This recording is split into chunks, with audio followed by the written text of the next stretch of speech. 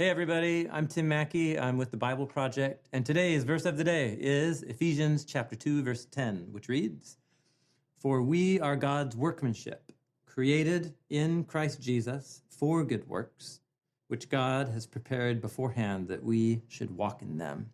This is a really cool line that culminates a really beautiful progression of thought that Paul has been working out in Ephesians chapter 2. The line of thought began by describing humans who choose autonomy from God as being physically alive but dead in relationship to God. He calls it being dead in sins and transgressions. It's like being a zombie. You're alive, but you're not fully alive in the way that you're made to be. And so he talks about the transition from that state of being the living dead into being recreated into new kinds of humans because of what Jesus did in his life, his death, and his resurrection into new creation life. And so anybody who grabs on to Jesus in trust and will follow him will find that the new creation life that rose Jesus from the dead is exactly the new creation life that God is working in our own hearts and minds.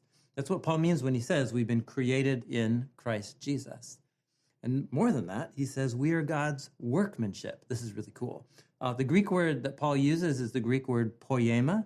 It's where we get our word poem.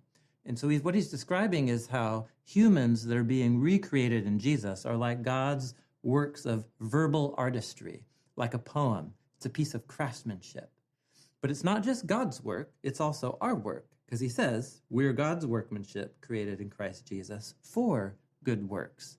So think of it something like how a flashlight works, where a flashlight doesn't power itself, its power comes from elsewhere, but it is in the power of a flashlight to choose whether or not the light will shine based on whether the button gets switched. And so in the same way, we don't create ourselves in Christ Jesus. That's something God does.